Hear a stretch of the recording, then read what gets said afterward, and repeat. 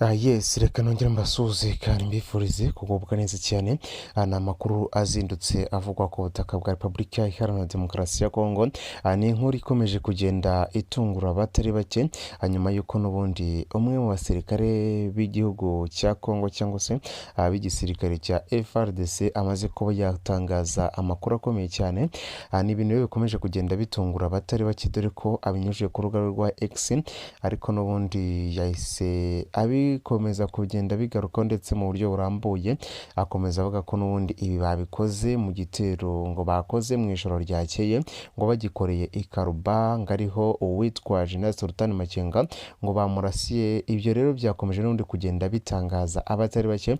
Ese bifite ukuye kuri mu nyemerero tubigarukeho mu buryo burambuye, ndetse mbasobanurire n'ukuntu byifashe ibyo yaje kuba yatangaza kuri aya makuru mu buryo burambuye, kugira ngo namwe mwumvire ibyo abasirikare ba Repubulika Iharanira Demokarasi ya Kongo Fardc bakomeje kugenda batangaza n'ubundi nyuma yo gutsindwa n'umutwe wa 23 ku buryo bukomeye cyane, yaba mu bice bya Karuba. Umutwe wa 23 wamaje kubyigarurira, nubwo bakomeje kugenda batangaza ibyo ngibyo byose. Turaje turebere hamwe ukuri kurimo, ariko munanyemere tugaruke kuri aya makuru akomeye cyane yuko Leta Zunze Ubumwe za Amerika zihanije igihugu cy'u Rwanda, ndetse ngo zigiha gasopo yuko ngo kigomba guhagarika ubufasha ngo gihereza umutwe wa 23 ngo kigakura ingabo zacyo muri Kongo, nubwo igihugu cy'u Rwanda cyakomeje kugenda kinabitera utwatsi kivuye inyuma. Munyemerero nabyo tuze kuba twabigarukaho. Turagaruka no kubundi ku mirwano ikomeje kugenda ihuza umutwe wa 23 ndetse n'igisirikare cya Kongo FARDC, ndetse no kuba SADC yahagaritse imirwano yo kuba yafasha igisirikare cya Kongo FARDC kurwanya uyu mutwe wa M23, nyuma yo kubona ko n'ubundi ukomeje kugenda ubakubita inshuro kandi bakabura abasirikare benshi bagiye batandukanye, abandi bakabafatamira, dore ko bamaze gufatamira benshi cyane bagiye batandukanye.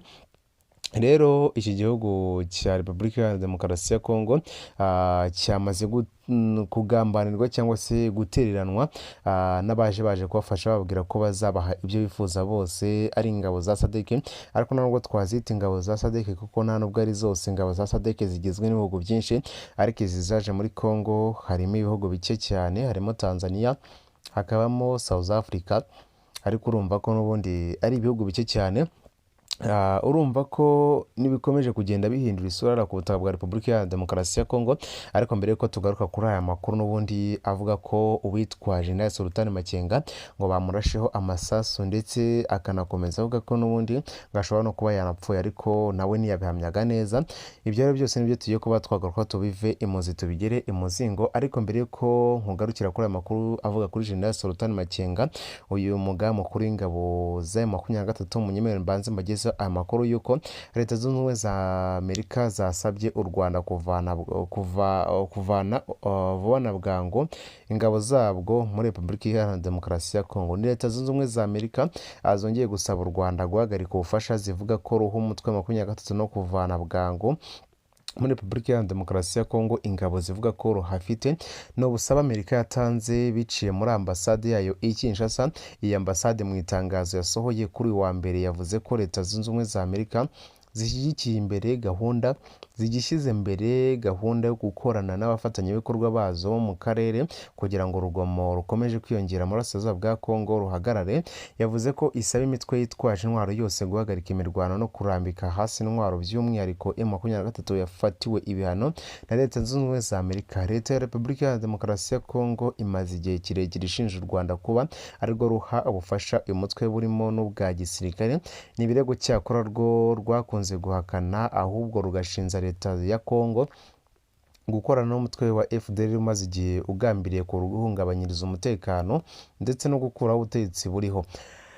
Raporo impuguke z'umuryango w'abibumbye kuri Repubulika ya Demokarasi ya Kongo zimaze igihe zisohora, cyakora zishimangira ibirego buri gihugu zishinjanya, bishimangira n'ubundi ibirego buri gihugu gikomeza kugenda gishinjanya. Bemeza ko n'ubundi bwo Repubulika ya Demokarasi ya Kongo ifasha FDL, ndetse bakanemeza ko n'ubundi igihugu cy'u Rwanda nacyo gifasha umutwe wa M23. Ambasade ya Amerika mu itangazo ryayo kandi yongeye gusaba u Rwanda guhagarika guha ubufasha M23 no kuvana vuba bwangu ku butaka bwa Repubulika ya Demokarasi ya Kongo ingabo zarwo Amerika yo ivuga ko ubufasha u Rwanda ruhaye M23 nta kindi bumara kitari gukomeza guhungabanya umutekano mu burasirazuba bwa Kongo. Iki gihugu cyokeje u Rwanda igitutu mu gihe nacyo gikomeje kotswa n'abanyekongo bagishinja kuba aricyo cyihishe inyuma y'umutekano muke ndetse n'ubwicanyi bukomeje gukorerwa mu gihugu cyabo. Washington ishinjwa kuba ariyo yaba ituma u Rwanda rufasha M23 kubera inyungu ikura muri Kongo. Rero bavuga ko n'ubundi u Rwanda ngo rutumwa ngo na Leta Zunze Ubumwe za Amerika niko abanyekongo n'ubundi bakomeje kugenda bashira igitutu kuri Leta Zunze Ubumwe za Amerika. Igitutu cyongeye kuzamuka nyuma y'uko inyeshyamba za M23 zikomeje kwigarurira uduce dutandukanye tw'intara Kivu y'Amajyaruguru, by'umwihariko imihanda ihuza umujyi wa Goma n'ibindi bice byo mu burasirazuba bwa Kongo. Kuri ubu hari impungenge z'uko kwigarurira iyo mihanda bishobora gutuma uyu mutwe uniga burundu Goma, hanyuma ukaba wakigarura uyu mujyi utuwe n'ababarirwa muri miliyoni 2 nta mirwano ibayeho hagati yaho n'ingabo za leta ya Kinshasa za Fardc bahanganyemo mu ntambara. Ibiro biragaragaza ko n'ubundi umutwe wa M23 tayari wamaze n'ubundi kuba waniga umujyi wa Goma. Igisigaye rero no kwinjiramo bucece nta wigeze unamenya ngo ese byagenze bite. Umwe mu basirikare ba Repubulika ya Demokarasi ya Kongo abinyujije ku rubuga rwa X nk'uko n'ubundi nari ntangiye bababwira, yavuze ko n'ubundi ngo barashe ngo kuwitwa General Sultan Makenga, ariko ibintu basetswe n'abantu benshi dore ko n'ubundi benshi bakomeje n'ubundi kugenda babigarukaho cyane. Bavuga ko n'ubundi iki gisirikare gikomeje kugenda gitakaza ubunyamwuga cyangwa se gikomeje kugenda gikoresha ibinyoma byinshi cyane, dore ko n'ubundi byahise binagaragara ko n'ubundi uwitwa General Sultan Makenga yimereye neza cyane, ndetse banasetswe cyane, ndetse biranabatangaza ubwabo bica Colonel Castro ari umwe.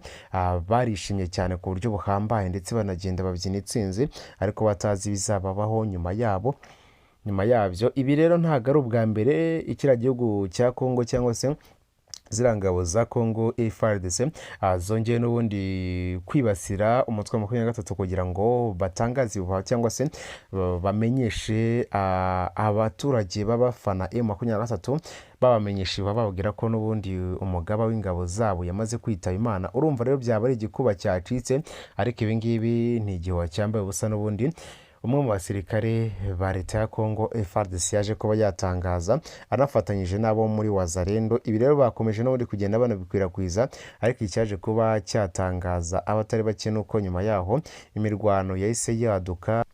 Ariko icyaje kuba cyatangaza abantu nuko n'ubundi baje kuba bakubitwa kakava nyuma yo gutangaza ibi ngibi. Abantu rero bakisa bibaza ati ese niba barashe uyu General Sultan Makenga abasirikare ba M23 basubira ku rugamba, ese niba koko yarashwe baba bafite iyi morale imeze gutya? Ibyo rero nibyo byakomeje kugenda binasekwa bakomeje kugenda bahabwa urw'amenyo n'uyu nguyu wari wabitangaje. Rero akimara n'ubundi kubitangaza abonye izo comment ndetse n'amakomantere agiye atandukanye akomeje kugenda mwibasira bamubwira ko atari umunyamwuga ndetse ari no kubihanirwa. Byahise binagaragara ko n'ubundi iyo video cyangwa se ibyo yarimo atangaza yahise anabisiba ku rubuga rwa X. Ni nako n'ubundi yahise ahabwa urw'amenyo ku buryo bukomeye cyane, kuko benshi bahise bakomeza kugenda bibasira n'ubundi tweets bakomeza kugenda bagaruka ku makomantere agiye atandukanye bavuga ko uyu muntu nta bunyamwuga bw'ubusirikare bumurimo, kuko ntago yagatangaje icyo kintu cy'igihuha gikomeye cyane cyo kuba abeshya ngo yatsinze umutwe wa M23. Ngo rero ngo baranarasa ngo ku birindiro byabo ngo berereye Karuba ngo harimo n'ubundi ngo witwa General Sultan Makenga, ngahita rero ngaraswa ku buryo bukomeye cyane. Gusa niyemeza ko yapfuye, ariko nabyo yakomeje kugenda anabivuga, ariko yasetswe cyane bigendanye nuko n'ubundi yatangaje ko n'ubundi ngo byabaye mu ijoro ryakeye n'ubundi ubwo bahagurutsaga drone yabo y'intambara CH4B. Rero ariko ibyo byahise bifatwa n'ubundi nk'ibinyoma bikomeye cyane, nk'uko natwe twakomeje kugenda tubicukumbura. Ariko niba ari ubwa mbere ubanye natwe hano kuri Rwanda Daily Info, ndagusaba gukanda kuri subscribe kugira rwose tujye tubana amakuru agiye atandukanye bavugwa hano ku butaka bw'u Rwanda ndetse n'avugwa hanze yarwo. Dusubire mu makuru yacu akurikira. Mugire ibihe byiza, Imana ikomeze kuba namwe. Hasta la vista.